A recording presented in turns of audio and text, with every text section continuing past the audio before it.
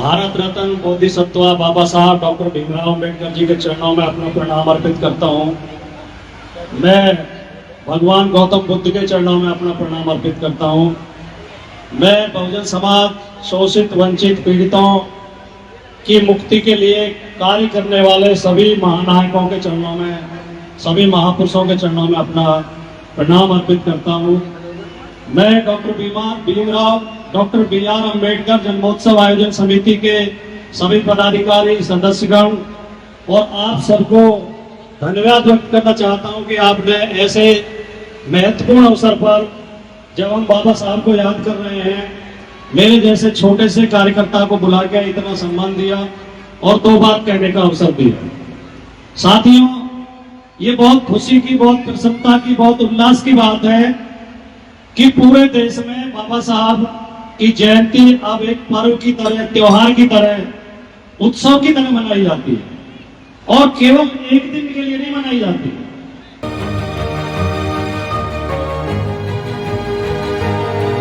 पूरे महीने कार्यक्रम चलते हैं और सुंदर सुंदर कार्यक्रम होते हैं और लोग बड़ी प्रेरणा लेते हैं, ज्ञान अर्जित करते हैं, उनके विचारों से परिचित होते हैं, उनके बताए मार्ग पर चलने का संकल्प लेते हैं। ये हम सबके लिए और पूरी मानवता के लिए खुशी की बात है। मैं अभी मुरादनगर से एक कार्यक्रम से आ रहा हूँ, बहुत शानदार कार्यक्रम वहां पर अंबेडकर पार्क में उन्होंने आयोजित किया था। कल भी कई कार्यक्रम है, यहां से लेकर दिल्ली तक, और कई दिन तक कार्यक्रम चलेंगे। कहना मैं केवल ये चाहता हूं कि बाबा साहब का जो दर्शन है वो पूरी मानवता के लिए उनका दर्शन है, पूरे मानव कल्याण के लिए है।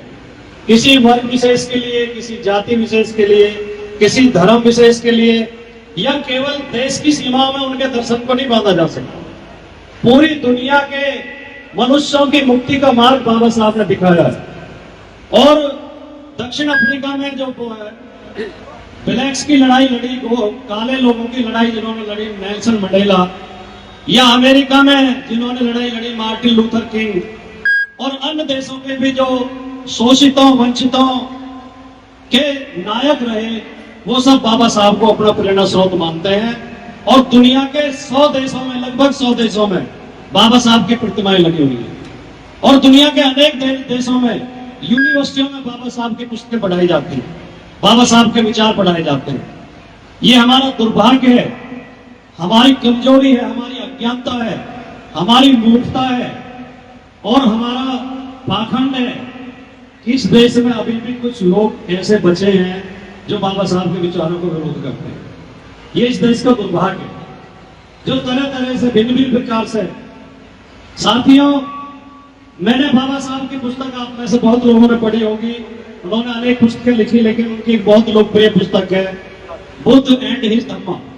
उसका हिंदी से रूपांतरण है बुद्ध और उनका धर्म। उसमें जो बाबा साहब ने भूमिका लिखी है, मैं उस पर ध्यान से मैंने पढ़ा उसे। बाबा साहब ने कहा है कि मैं बौद्ध धर्म की तरफ आकर्षित इसलिए हुआ कि मुझे बौद्ध धर्म एक वैज्ञानिक धर्म लगा और बौद्ध धर्म मानवता के कल्याण की बात करता है, बराबरी की बात करता है, सबको सम्मान देने की बात करता है। और उन्होंने लिखा है कि मैं अचानक बौद्ध धर्म की तरफ आकर्षित नहीं हुआ, मैंने 35 वर्ष तक अनेक धर्मों का गहराई से अध्ययन किया और उनकी तुलना की, उनका विश्लेषण किया, तब जाके मैं बौद्ध धर्म की तरफ आकर्षित हुआ। तो बाबा साहब के हर विचार में मानव कल्याण छिपा हुआ। बाबा साहब ने उसी प्रस्तावना में यह भी लिखा है कि जब मैंने इस पुस्तक को लिखने की योजना बनाई तो मुझे जो बौद्ध साहित्य है, पूरा त्रिपिटक है, उसमें से ये छांटना कि कौन सी बात महात्मा बुद्ध की कही हो सकती है और कौन सी बात महात्मा बुद्ध की कही नहीं हो सकती, ये बहुत मुश्किल था। क्योंकि पाखंडियों ने उसमें बहुत से छेपक घुसा दी है, बहुत सी बातें गौतम बुद्ध के नाम से ऐसी प्रचलित कर दी हैं जिनका जीवन भर गौतम बुद्ध विरोध करते रहे। तो मुझे छांटना था उनमें से, तो उसके लिए मैंने 3 कसौटी बनाई कि एक तो गौतम बुद्ध कोई वो बात नहीं कहते थे जिसमें मानव कल्याण निहित न हो। तो मैंने एक तो ये छांटा जो बातें ऐसी है, जो कहानियां ऐसी हैं जिनमें मानव कल्याण न होता हो वो बुद्ध की कही नहीं हो सकती। दूसरे, गौतम बुद्ध तर्क संगत होने पर बहुत जोर देते हैं। तो जो बात तर्क की कसौटी पर खरी न उतरती हो, जो तर्क संगत न हो, वो गौतम बुद्ध की कही नहीं हो सकती। तीसरे, वो पाखंड और अंधविश्वास के विरोधी थे। इसे खत्म करने के लिए, ऊंच नीच को खत्म करने के लिए, पाखंड को खत्म करने के लिए उन्होंने अपने विचार दिए।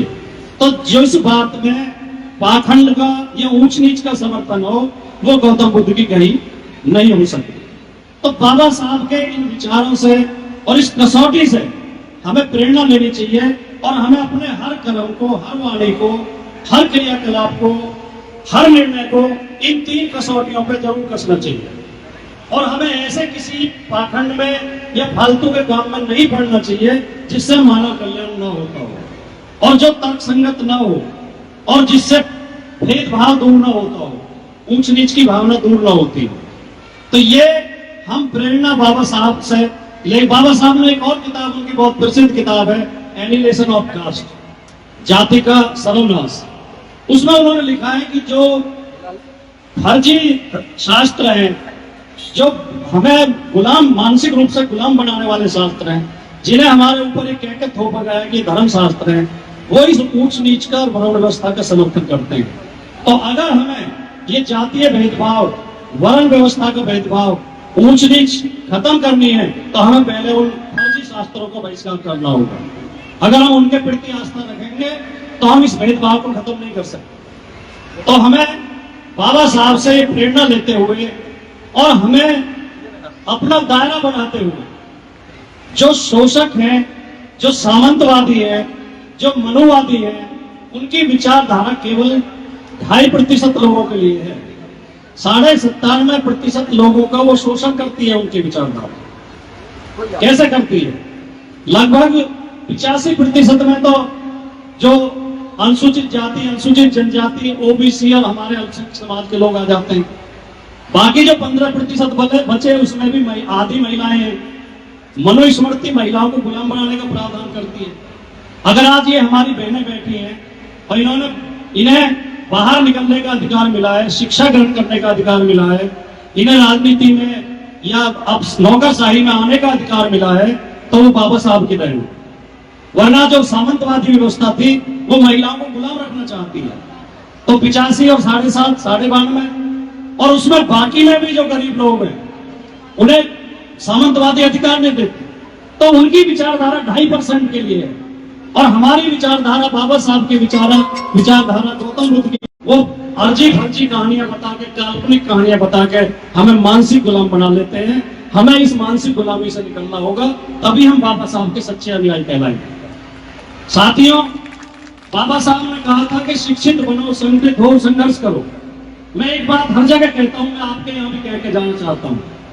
मैंने इसमें 2 सूत्र और जोड़े हैं। जो बाबा साहब ने 3 सूत्र दिए थे, शिक्षित बनो, संगठित हो, संघर्ष करो।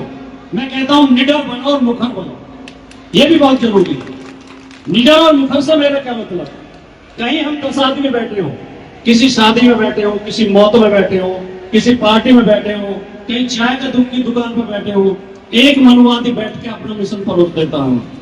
वो फर्जी कहानी हमें सुनाता है, फर्जी किस्से सुनाता है और हम चुप बैठ के सुनते हैं। ऐसे समय पर जरूरी है कि हमको उसका मुखरता के साथ विरोध करें और निडरता के साथ विरोध करें।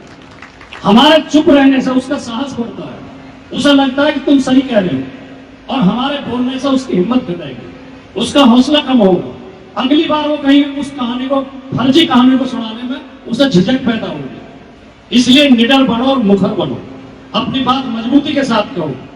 आज जो मेरे बारे में थोड़ा सा कहा गया और मुझे जगह जगह कहा जाता है, सोशल मीडिया पे और मीडिया पे, अगर मुझे कोई इतना ज्ञान थोड़ी है, मैं तो बाबा साहब के पैर की धूल के बराबर भी नहीं हूँ।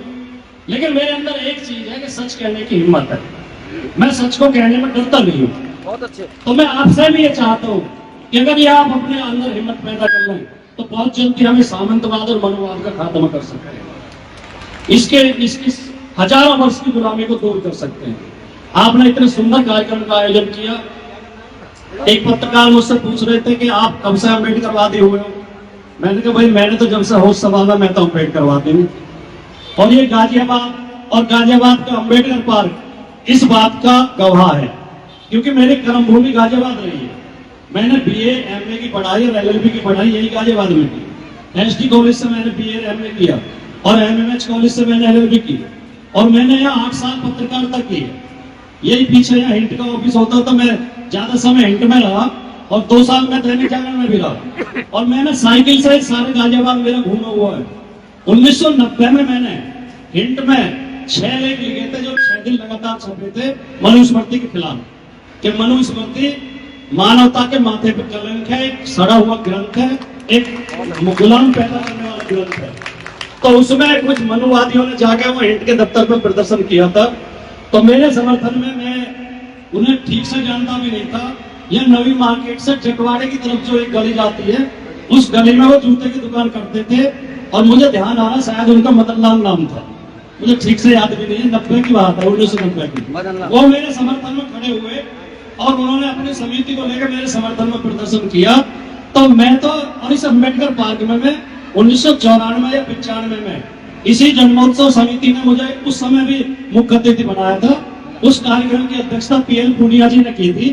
तो गाजियाबाद से डॉक्टर बी.आर. अम्बेडकर जन्मोत्सव समिति से, अम्बेडकरवाद से और आपसे मेरा बहुत पुराना संबंध है। मैं विचारों से अम्बेडकरवादी हूँ, दिखावे से अम्बेडकरवादी नहीं। जय भीम, नमो बुद्धाय।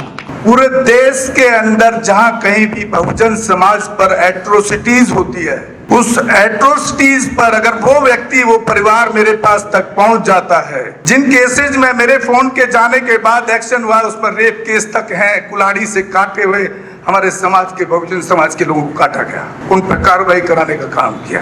ऐसे सैकड़ों मनुवादियों को जेल भिजवा चुका हूं जो मेरे समाज पे, मेरी बहन बेटियों पर अत्याचार करते हैं। मेरे फिल्म प्रोडक्शन हाउस के अंदर अगर कोई आदमी इलेक्ट्रॉनिक मीडिया के अंदर जाना चाहता है या फिल्म लाइन में जाना चाहता है, उसको फ्री ऑफ कॉस्ट ट्रेनिंग में दे रहा हूँ और देता रहूंगा। धर्म पढ़ाएंगे आपको, रामायण, महाभारत, गीता, बाइबल और कुरान। दोस्तों, आपको पढ़ना होगा भारत का संविधान। 1984 में काशीराम साहब को ज्वाइन किया मैंने, और उस टाइम मैं 9th क्लास में पढ़ता था। उनके उस रास्ते पे काम करता हूँ। सामाजिक आंदोलन चलते रहना चाहिए, राजनीतिक आंदोलन चले या ना चले। ना बिकता हूँ, ना मुझे कोई खरीद सकता है, ना समझौता करता हूँ। सिर्फ 18 घंटे काम करता हूँ। जब तक मेरे समाज के, बहुजन समाज के पीड़ित व्यक्ति को न्याय नहीं मिल जाता, तब तक मैं बाबा साहब के विचारों और संविधान पर चलता हूँ। 9810085714। गांव की घटना है, ठाकुरों ने राइफल से गोली चलाई, मारने का प्रयास किया, सिर्फ बारात चढ़त के ऊपर की, इस रास्ते से बारात नहीं चढ़ेगी, ठाकुरों का रास्ता है। सारे चैनल को बोला कि भाई ये स्टोरी चला दो, किसी कोई चैनल पे स्टोरी चलाने के लिए तैयार नहीं होगा। कौन से बहुजन समाज को न्याय दिलाने की बात कर? काशीराम साहब कहते थे कि मैं किसी की शादी में नहीं जाऊंगा, किसी के फंक्शन में नहीं जाऊंगा, किसी घर नहीं जाऊंगा, ना शादी करूंगा, ना गए कभी। जो संगठन, जो राजनीतिक लोग चला रहे, वो अपने घर में पहले सुरक्षा और बंगला और पैसे का और बड़ी कार का इंतजाम कर रहे हैं। उस पर भी आपको सोचना चाहिए। फिल्म लाइन और इलेक्ट्रॉनिक मीडिया में इस समाज के लोग, जो पुअर सेक्शन है, पुअर कास्ट जिसको कहते हैं, SC ST OBC माइनॉरिटी, एक भी चैनल का कोई भी मालिक इस देश के अंदर आज तक नहीं है। क्यों नहीं है? हमारे चैनल लाइक, शेयर, सब्सक्राइब देखना मत भूलिएगा। इसी के साथ आप लोगों से विदा लेता हूं। जय भीम, जय भारत, जय संविधान, नमो बुद्धाय।